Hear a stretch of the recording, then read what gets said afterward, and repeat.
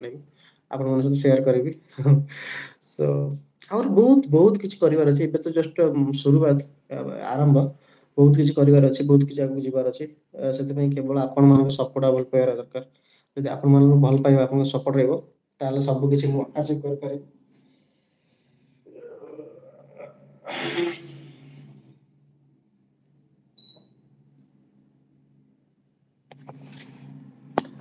ବହୁତ ଗରମ ହଉଛି, ସେଥିପାଇଁ ଏସି ଟା ଅନ୍ କରିଦେଲି।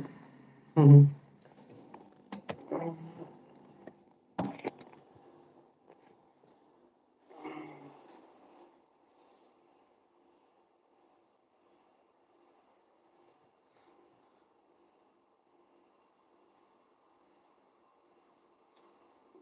Welcome to live chat room to committee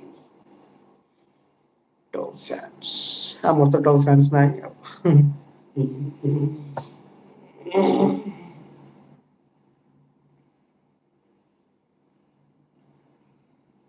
କଷ୍ଟ ଲାଇଫରେ ବହୁତ କଷ୍ଟ ଅଛି। ଆଉ କିଛି ପାଇବାକୁ ହେଲେ ଆମେ ଇଜିଲି ପାଇଯିବା ଏଇଟା ସମ୍ଭବ ନୁହେଁ। ଏବେ ଆମେ ଭାବୁଥିବା କିଛି ଗୋଟେ କୋସିସ କରୁଛନ୍ତି କି କିଛି ଟ୍ରାଏ କରୁଛନ୍ତି, ଏଇଟା ଆମେ ଟ୍ରାଏ କଲେ କି କୋସିସ କଲେ କଣ ପାଇଁ ହଉନି। ଭାଇ ସବୁ ଜିନିଷ ଯଦି ସହଜରେ ମିଳିଯିବ ନା, ସହଜରେ ବି ଚାଲିଯିବ। ସହଜର ମାନେ କଷ୍ଟର ଯେତେବେଳେ ତମେ ଯୋଉ ଆମେ ମାନେ ସେ ଯୋଉ ଜିନିଷ ମିଳିଯିବ ତାର ମୂଲ୍ୟ ଆମେ ବୁଝିପାରିବାନି। କଣ ପାଇଁ ନା ସବୁ ଜିନିଷ ସହଜରେ ମିଳିଥିବା ଜିନିଷର ଭ୍ୟାଲୁ ନଥାଏ, ଆଉ ବେଶୀ ଦିନ ବି ରୁହେନି। ସେଥିପାଇଁ ଲଗାତାର ଆମକୁ କଷ୍ଟ କରିବାକୁ ପଡିବ, ମେହନତ କରିବାକୁ ପଡିବ। କାରଣ କଷ୍ଟ ମେହନତ କେବେ ବି ତମକୁ ମାନେ କଣ କୁହନ୍ତି ସେଟା ଅସଫଳ ଅସଫଳ କରିବନି, ସକ୍ସେସ ହବ ମତଲବ ସଫଳ ସମଥିଙ୍ଗ।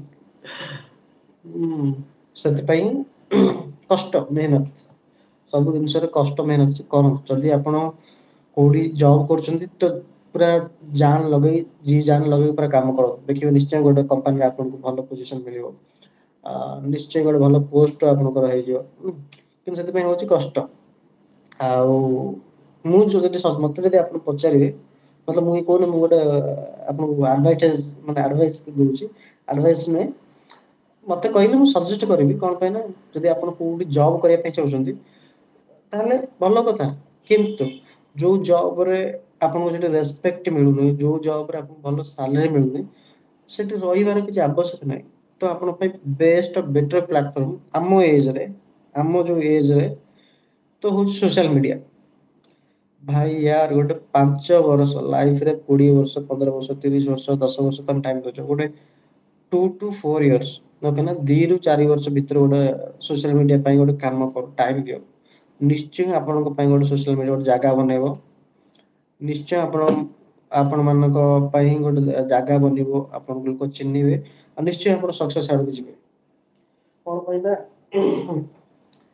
ସୋସିଆଲ ମିଡିଆରେ ହଜାର ହଜାର ଲୋକ ଏଠି କାମ କରୁଛନ୍ତି। କିନ୍ତୁ ହଜାର ହଜାର ଲୋକ ସଫଳ ମତଲବ କଣ ସକ୍ସେସ୍ ହଉନାହାନ୍ତି। ସରି ଆମର ଟିକେ ଓଡିଆ ବହୁତ ୱିକ୍ ପଏଣ୍ଟ, ଓଡିଆ ବହୁତ ଠିକ ସେ କହିପାରୁନି। ତ ଏଠି ହଜାର ହଜାର ଲୋକ ଏଇ ପ୍ଲାଟଫର୍ମ କାମ କରୁଛନ୍ତି, ସୋସିଆଲ ମିଡିଆରେ କାମ କରୁଛନ୍ତି। କିନ୍ତୁ ହଜାର ହଜାର ଲୋକ ସକ୍ସେସ୍ ହଉନାହାନ୍ତି, କଣ ପାଇଁ ହଉନାହାନ୍ତି? କାରଣ ତାଙ୍କ ପାଖରେ ସେ ଯୋଉ ଜିନିଷ ଗୋଟେ କଣ ମଣିଷର ଗୋଟେ ଥାଏ, ମାନେ କଣ କହିଲ ସେଇଟା passion.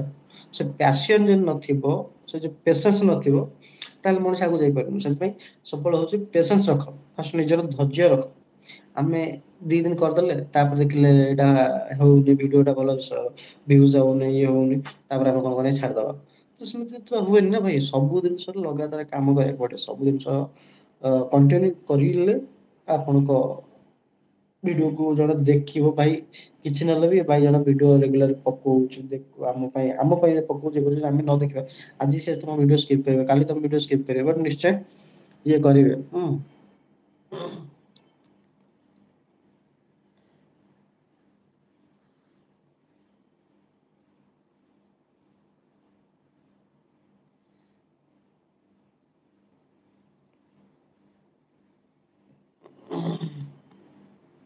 Like the feeling of clean sheets. Like the feeling of clean sheet. Answer. Answer reply ଦେଇବୁନି ନା।